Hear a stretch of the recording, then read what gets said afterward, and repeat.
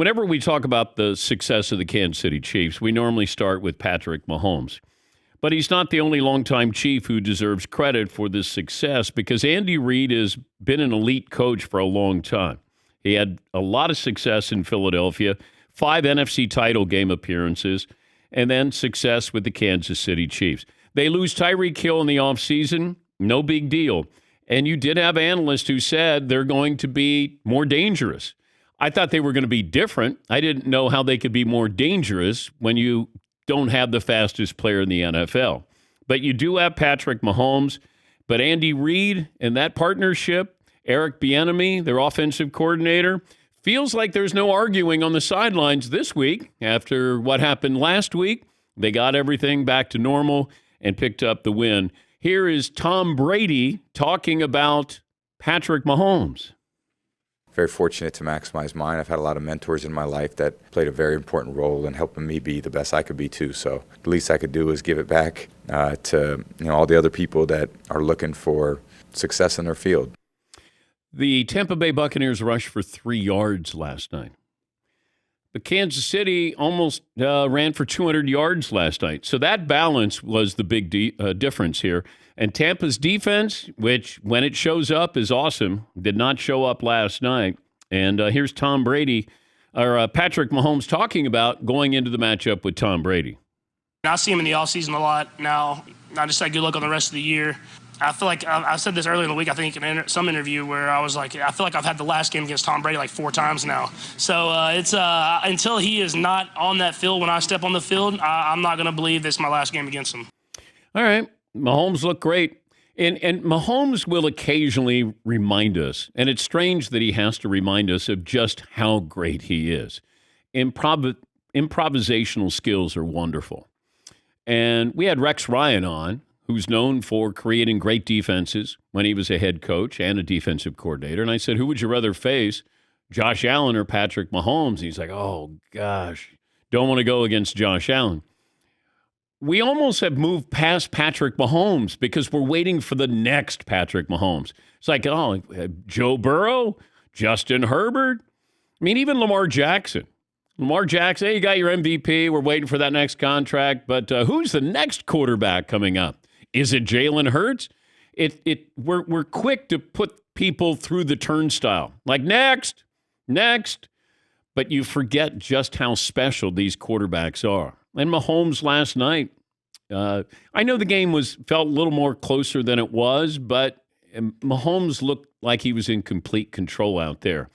Josh Allen and the Bills, a comeback against the Ravens. I had high hopes for the Ravens this year. First half against the Dolphins, first half against the Bills. That's a Super Bowl caliber team. Second half against the Dolphins, second half against the Bills. That's a team that doesn't make the playoffs. Now, you're in a bad division. And you got Cincinnati as the defending AFC champs. Cleveland lost. The Steelers lost. And you're just trying to get into the postseason. That's all you're trying to do here. And that Ravens team is really good, at least offensively. Defensively, I had some questions, and certainly some questions yesterday as I'm watching the strategy here. Do you go for 4th down? And, are you trying to go up by 3? Like, I'm trying to understand what John Harbaugh is doing here. Because he said afterwards, hey, I had confidence in my defense. Hey, if we don't get it on the 2-yard line, then they've got to go 98 yards or whatever. You got to kick a field goal. I feel confident in my defense. Well, you went for it. Therefore, you don't feel confident in your defense.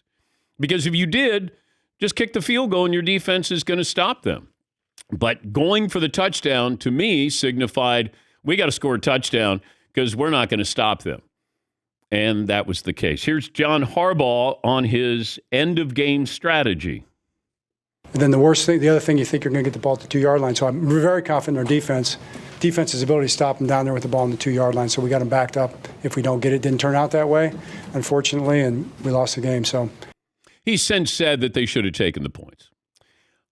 If you want to go for it, you got Lamar Jackson, come up with a better play call. That was my only problem with it. Okay, it's 4th and 2 at the 2-yard line. How about a run-pass option? I don't want my quarterback backing up 20 yards to try to throw a pass. But I got to put some pressure on the defense. Run pass option there. And I didn't think the play calling was great. And even if they got it, like I was just trying to understand the logic behind it. And I didn't. I just thought, take the 3. Bad weather, take the 3. And then hold on for dear life. Or when the Bills got into the red zone inside the 5, let them score a touchdown and then get the ball back. Instead, they ran the clock down and kicked the field goal and ended up winning. But give credit to Buffalo, be able to come back. But also, this is twice now with the Ravens. You were blowing out the Dolphins, and you were blowing out the Bills. And when you think of the Ravens, you think Lamar Jackson and a pretty good defense. Well, they got Lamar Jackson. That defense, that's the albatross. Yes, Eden. Yeah, it feels like if they had gotten that 3 points, they might as well have just gotten 0 anyway, because that defense wasn't stopping anybody. No. And that's why when he said, hey, I trust, my defense. No, you didn't. That's why you were going for a touchdown here, because you knew you weren't going to stop Josh Allen. All right. Poll question today, Seaton. Well, Dan, we might as well skew a little negative. Ooh. Paulie sent these ones over as if that was redundant, what I just said. Shocker.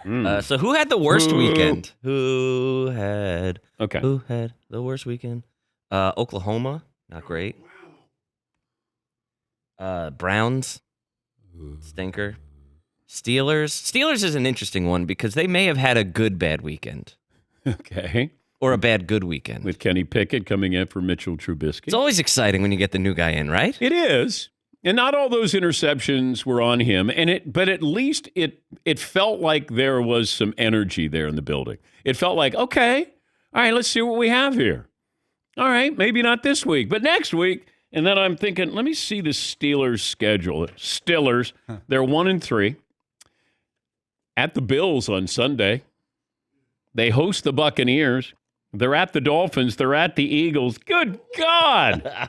They host the Saints, and then they host the Bengals. Who are they beating? Nobody. Gosh. I'm going to change this. This was a great loss by the Steelers. You lose to the Jets. You could easily dump Mitch Trubisky now and go with the new guy, small hands. Kenny Pickett. But now you have a season where everyone knows you're not competing for anything. You go, 5-12. You get the 5th pick in the draft, and you add depth for Kenny Pickett in the offense. This is exactly how it's supposed to work out with a rookie contract. This program brought to you by M-Drive, supplements for driven guys that supports healthy testosterone, the drive to get things done. Try M-Drive for $5. Text Dan to 55,000. Feel good, accomplish more. Text Dan to 55,000. Get your first order for $5. Message and data rates may apply. What else do we have poll question-wise? Although I do like that one. What else? We could run down, actually do a little bit of a good loss, bad loss if you want. Like the Lions this weekend. They lose 48-45 to the Seahawks.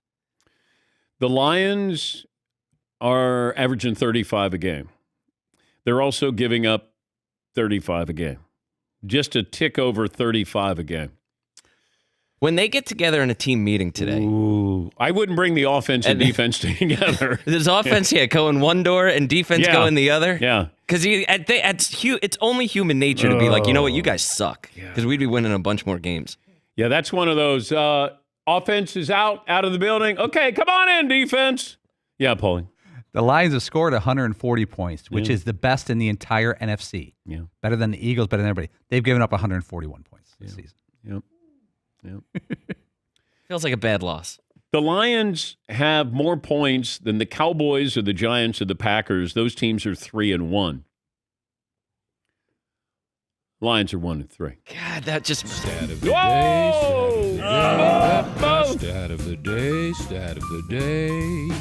Here comes that What? Stat of the day. In that damn London game, I had no idea. Like, I see Paulie, I don't know what time it was. It was around noon or so. And he goes, hey, how about the Saints and Vikings? And I go, what about it? He goes, no, they're playing. I go, damn, they got me again.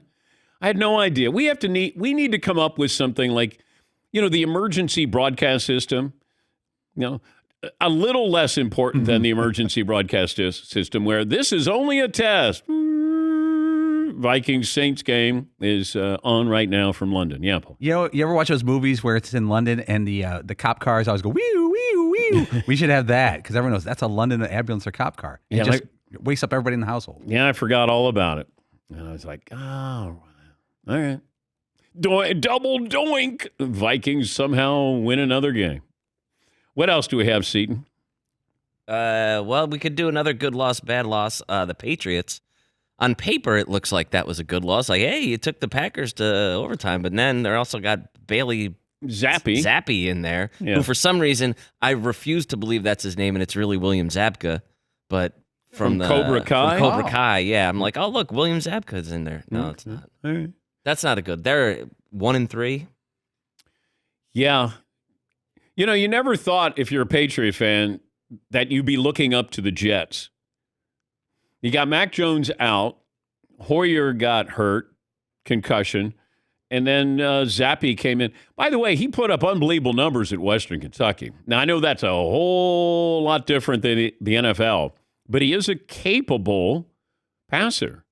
And there were scouts who really liked what he did at Western Kentucky and his arm and all of those things. Might be a while before he starts again, but to go into Lambeau, I don't know if any rookie has made his debut at Lambeau before, but he did okay.